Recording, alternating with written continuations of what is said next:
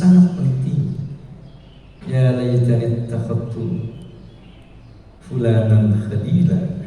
Ya Allah, seandainya saya tidak menjadikan fulan itu sebagai teman. Faman tadhaharat fi haqqil jihad ats-tsalatsa hatta sara dha fadilah tab'an wa i'tiyadan wa ta'alluman fa huwa fi ghayatil fadilah. Dan ada orang memiliki tiga-tiganya, Masya Allah, sudah memiliki karakter yang memang siap. Ini bangsa kita, bangsa Indonesia ini, kalau istilah guru kami Al-Habib Ali Al-Jufri, sebetulnya memiliki ibarat tanah itu tanah sangat subur. Jadi karakter bangsa Indonesia ini lemah lembut. Memang karakternya seperti itu, suka senyum, suka akhlak, suka negor. Dan ini disaksikan dan atas penyaksian seluruh manusia yang ada di dunia ini, mau yang mukmin ataupun yang non muslim. Kalau kita ke Saudi, yang paling sopan itu kita, alhamdulillah. Yang paling baik itu meskipun ramai banyak, tapi paling tertib itu kita. Subhanallah. Ini karakter. Makanya kata Habib Ali Jufri, Islam menemukan lahan yang subur di Jawa. Jadi nggak perlu ribut-ribut menawarkan Islam. Memang sesuai dengan karakternya, sesuai dengan tabiat aslinya.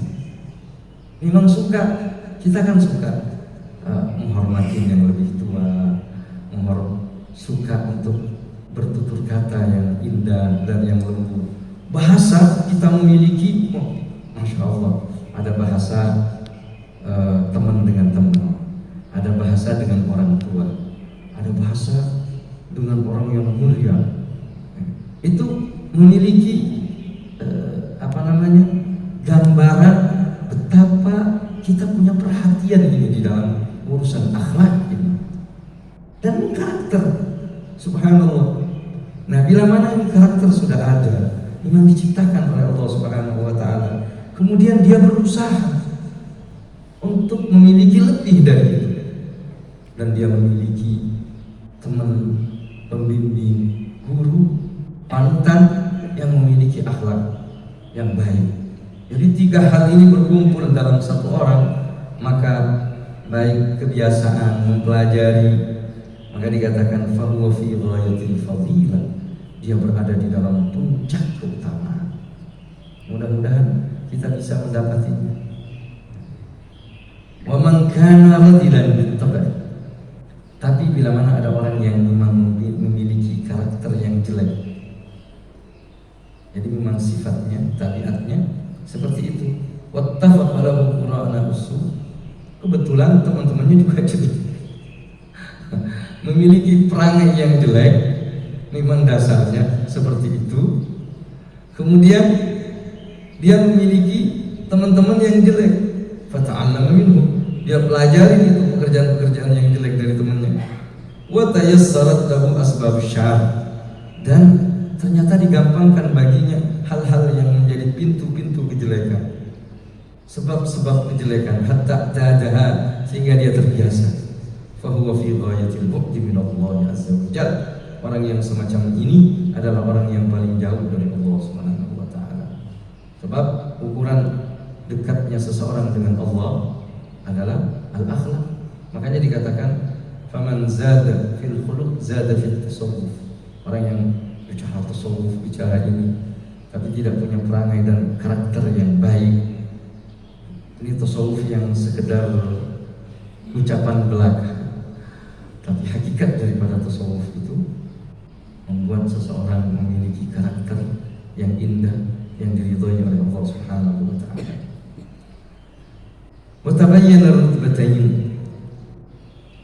wa baina rutbatayn man ikhtalafat fihi min hadhihi al-jihad. Dan dari kedua kelompok tadi, dua karakter manusia yang ini, Masya Allah, fi ghayat al-fadilah, dalam puncak kebaikan. Yang ini fi ghayat radilah, dalam puncak kejelekan. Makanya kita temukan dalam Al-Quran itu Allah Subhanahu wa ta'ala, wa nafsi wa ma sawwaha fa alhamaha fujuraha, fujur yang paling rendah, wa taqwaha,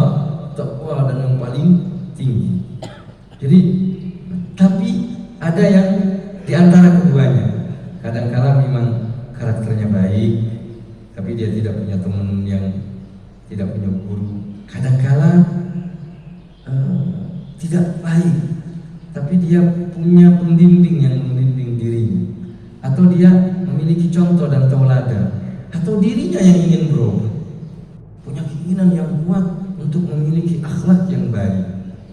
Yang tadinya ucapannya seenaknya sana kemari, ya, kebun binatang yang keluar dari lisannya, tahu-tahu dia dengar waqulu linnasi husna misalnya, dia coba atur lisannya dengan baik dan seterusnya. Kadang ada yang seperti itu.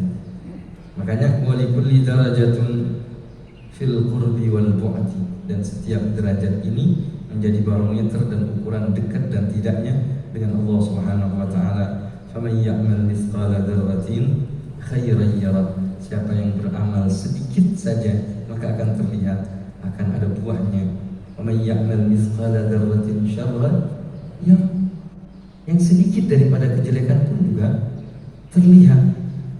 Wa ma zalamnahum, kata Allah, dan kami tidak menzalimi mereka, walakin kanu anfusahum yadzlimun, tapi mereka menzalimi diri mereka sendiri. Seseorang menjadi zalim karena memiliki zalim terhadap dirinya sendiri, bukan dari Allah Subhanahu wa taala tidak memberinya karakter yang baik. Kemudian tafsir tariq ila tahdzibil akhlak, perincian jalan atau metode untuk mengatur akhlak, untuk merapikan akhlak. Nah, dijelaskan pada bab berikutnya bagaimana rambu-rambu agar kita bisa memiliki akhlak-akhlak yang baik. Tadi kita sudah mengenal kapan akhlak itu baik dan dengan cara apa, dan bagaimana Allah membentuknya. Ini kadang macam-macam. Nah, di sini dijelaskan pada bab yang insya Allah akan datang, akan kita teruskan pada pelajaran-pelajaran yang akan datang. Yang mudah-mudahan Allah Subhanahu wa taala memberikan keberkahan kepada kita semua, memberikan keberkahan dan menunjukkan kita kepada akhlak yang benar, akhlak yang lurus, yang diridhai oleh Allah Subhanahu wa taala. Innahu akramul akramin wa arhamur rahim. Selanjutnya ada saya jawab ya. Terima kasih karena kita tadi habisnya suruh saya sudah masuk suruh kurang 10 menit. Jadi kesempatan 2 atau 3 pertanyaan saja.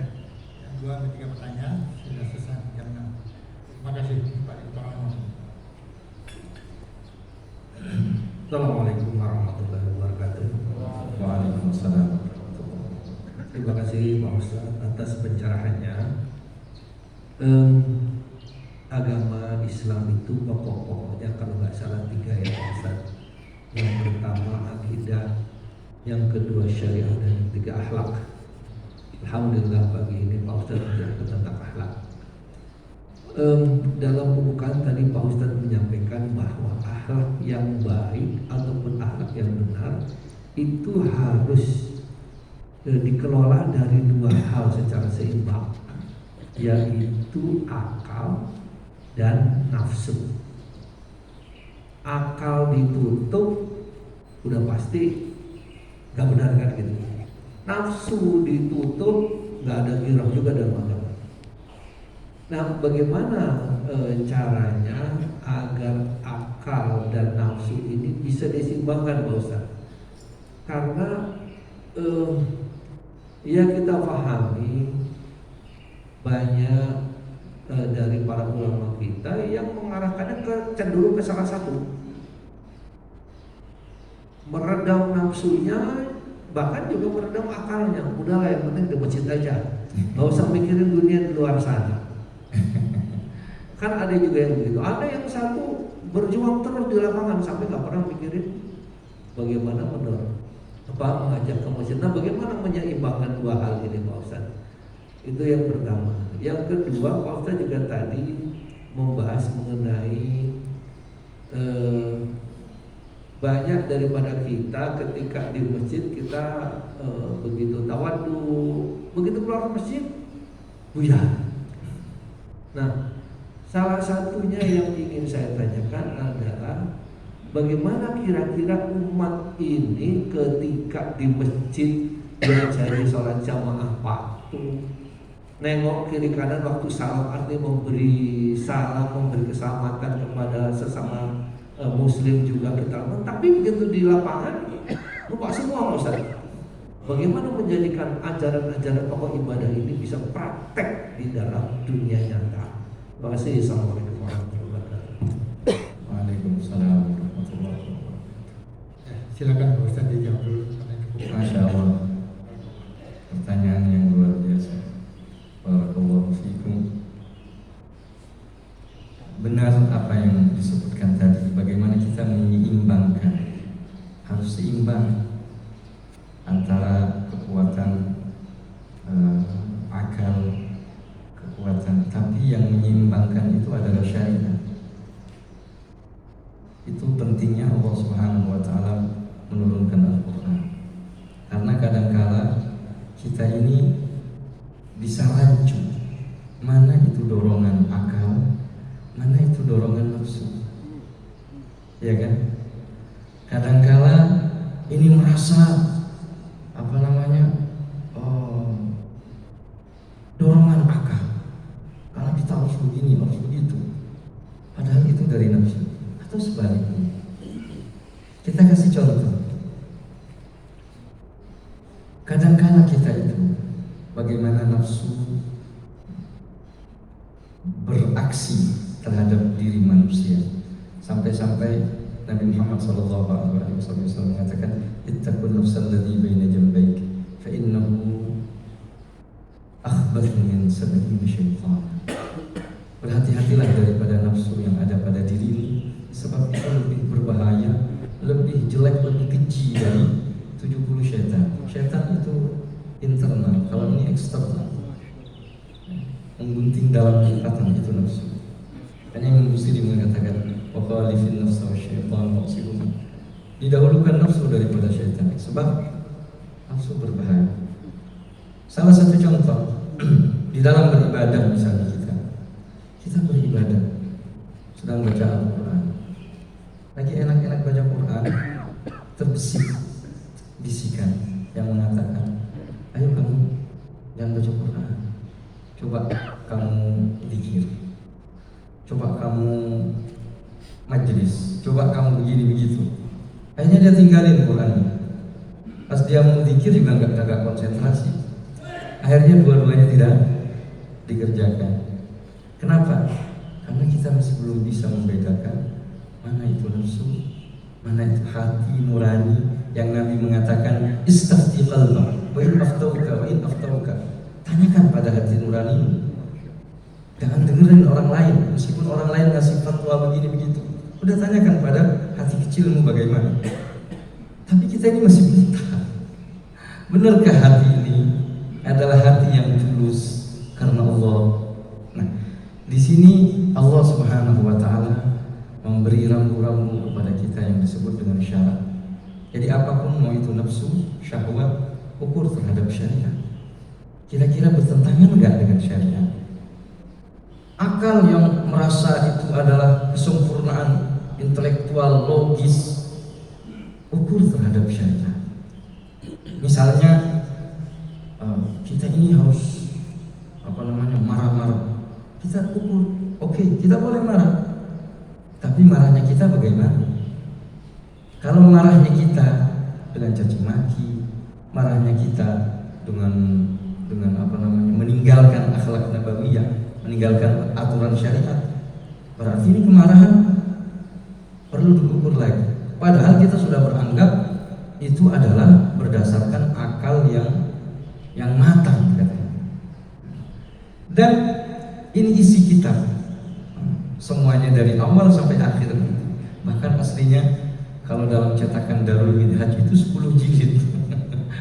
10 jilid. Ini semuanya adalah mengarah bagaimana kita bisa menyeimbangkan antara kekuatan akal dan kekuatan syahwat dan ghadab tadi, sesuai dengan syariat. Jadi memang isinya itu semua nanti akan dijelaskan secara terperinci bagaimana kita menyeimbangkan dan memiliki kesempurnaan di dalam akhlak, di dalam meniru baginda Nabi besar Muhammad sallallahu alaihi wasallam. Nah, memang demikian bertahap.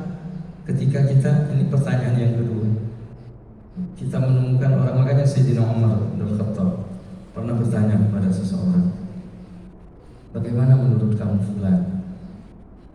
Oh baik, dia orang baik, tetangga saya melihatnya dengan mata kepala saya.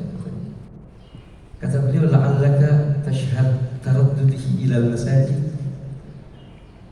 Mohon maaf ini. Kata Sayyidina Umar, mungkin kamu karena melihat dia sering ke masjid, mundar-mandir ke masjid. Oh iya, masa orang yang ke masjid tidak baik? Kata Sayyidina Umar, apakah wahal jarrabta fil mal? Pernahkah engkau mencoba dia di dalam harta? Artinya pernah ngutangin, pernah terjadi transaksi. Bagaimana kejujurannya di dalam bermuamalah? Oh belum.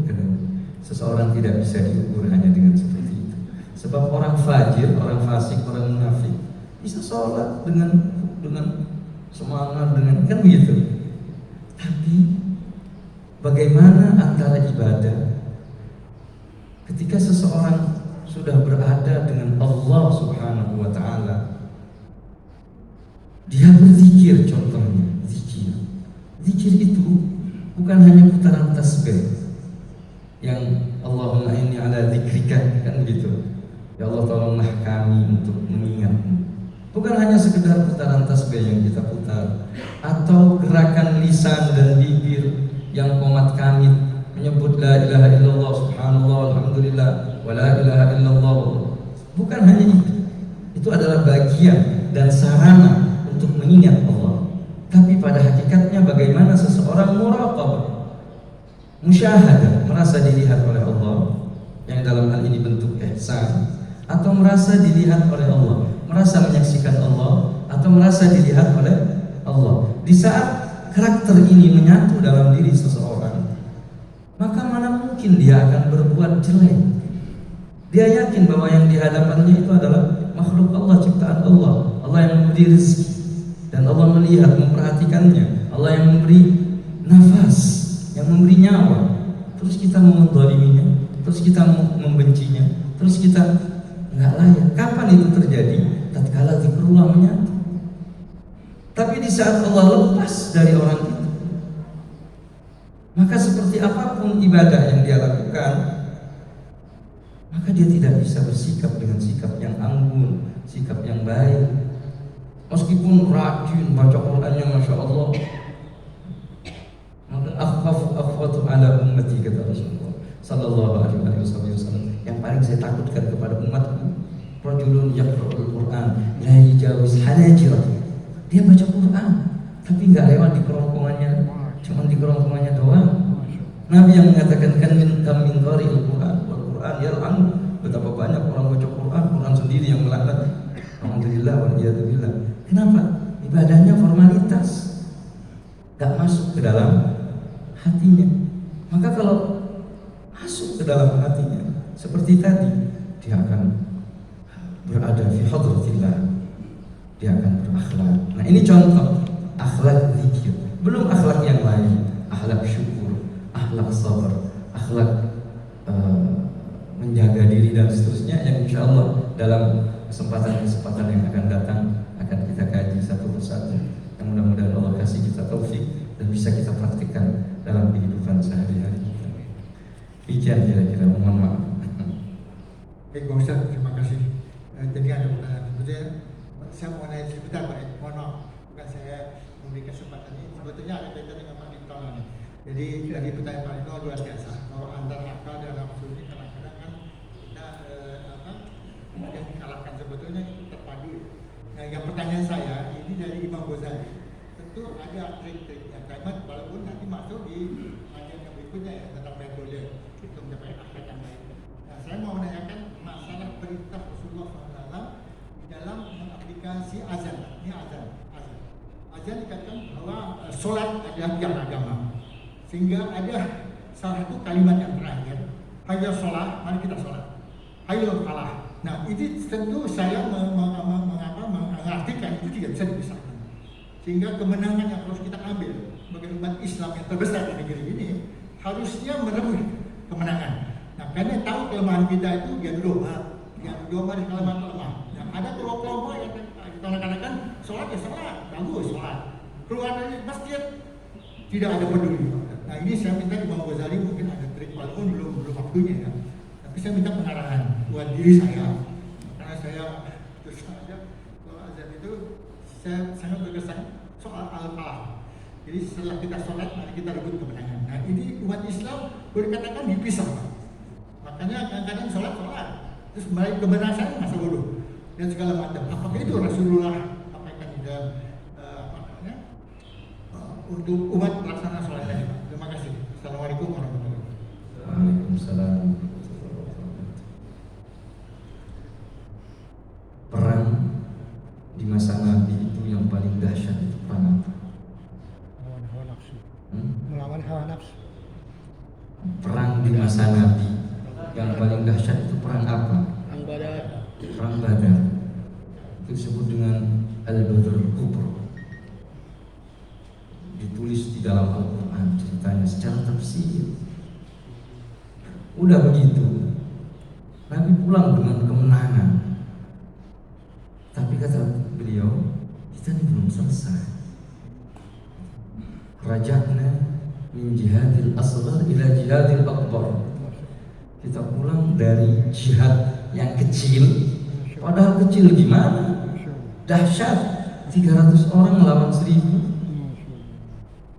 Kuda cuma 2 ngelawan 100 kuda. Tapi subhanallah, Allah berikan kemenangan. Allah berikan kemenangan. Tapi kata Nabi, kita ini belum selesai. Sebab perjuangan kita ini barusan yang kecil. Kita akan menuju perjuangan yang lebih besar. Kata sahabat, apa itu ya Rasulullah? Maka beliau mengatakan jihadun nafs. Kalau kita artikan nafas ini secara letterlek, kita artikan ego. Pernahkah kita mau mengalah? Menang kita. Ini satu. Yang kedua, pertanyaan falah. Pertanyaan falah yang berarti bisa diartikan keberuntungan, kemenangan ataupun yang lain. Hayya 'alal falah di dalam adan kita. Menang itu apa? Menang itu bagaimana? Saya ingin tanya, menang itu seperti apa? Apakah kalau menang itu berarti kita bebas mendolimin orang lain, mengintimidasi non-muslim misalnya? Apakah itu kemenangan? Atau kemenangan itu tatkala kita berkuasa, tatkala kita memimpin, tatkala kita, apakah itu kemenangan? Kalau itu kita artikan kemenangan, Nabi Musa nggak menang, sebab pemimpin di masa Nabi Musa siapa? Fir'aun. Kalau begitu, oke. Nabi Ibrahim, apalagi? Sebab pemimpin di saat Nabi Ibrahim siapa? Namrud, kufar semuanya. Apa itu yang dianggap? Terus dianggap Nabi Musa, Nabi Ibrahim bukan orang yang menang. Hasyaukallah. Allah yang membela, Allah yang memenangkannya, dan seterusnya. Jadi kita mengukur kemenangan seperti apa. Terus kata bahasa menang itu berarti kan ada yang kalah. Kita ini berjuang, bertempur dengan siapa? Dengan sesama muslim atau dengan non-muslim? Atau mau kita berbicara dengan geopolitik global?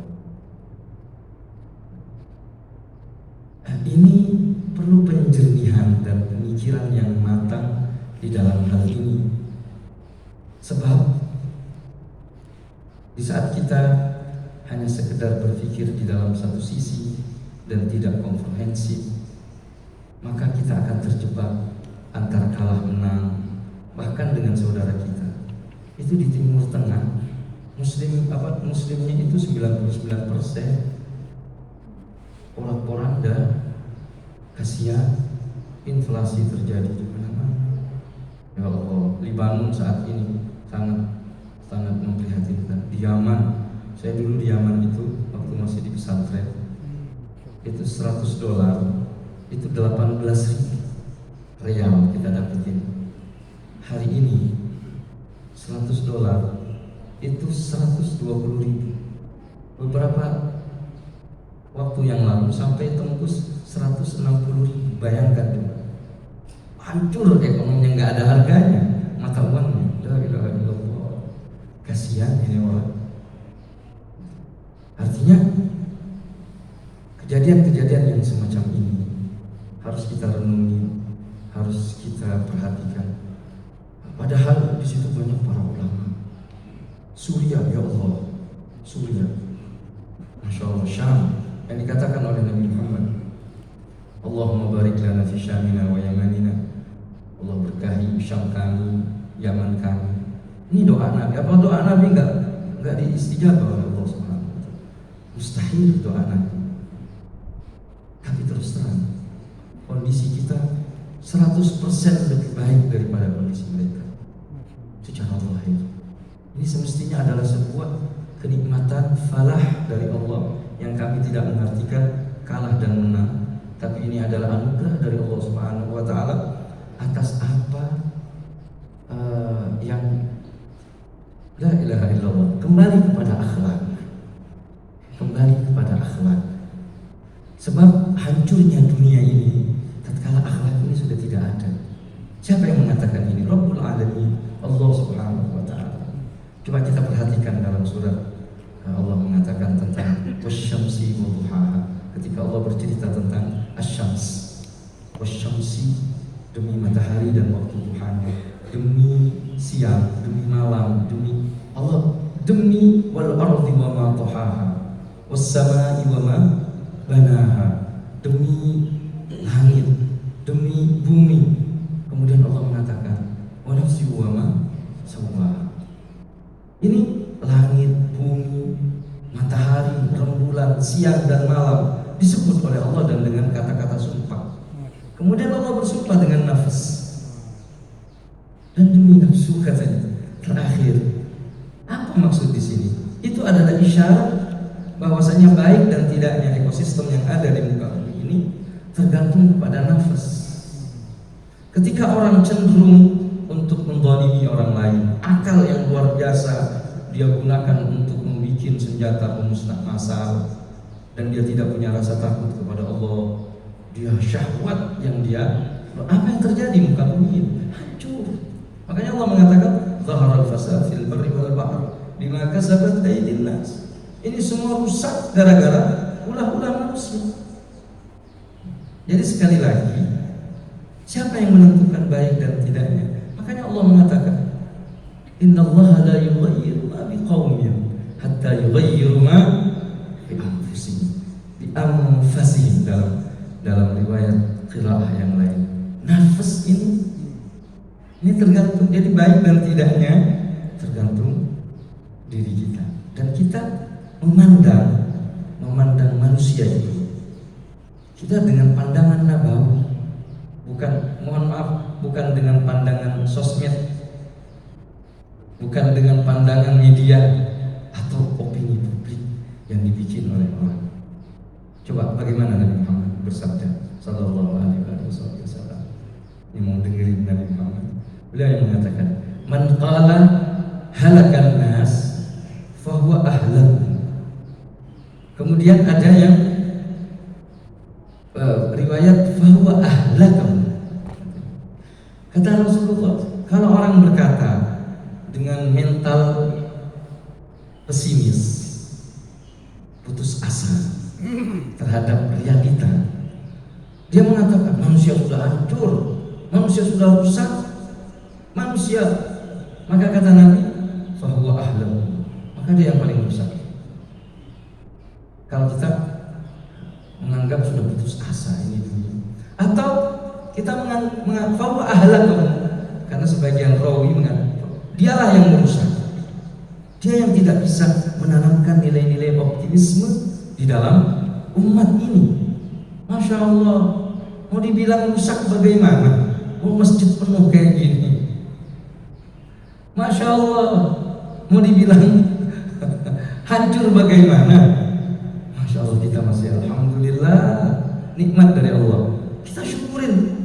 Ya in syakartum azidannakum. Tapi kalau kita kufranun nikmat, nikmat damai tidak kita syukurin. Ya Allah, nikmat rezeki tidak kita syukurin, nikmat ibadah yang ramai ini tidak kita syukurin. Hargai dong nikmat Allah. Ini mau menanggai apa lagi kita? Alhamdulillah. Jadi tergantung kita dalam perspektif dan memandang sesuatu, pandangan husnuzan atau pandangan su'udzan.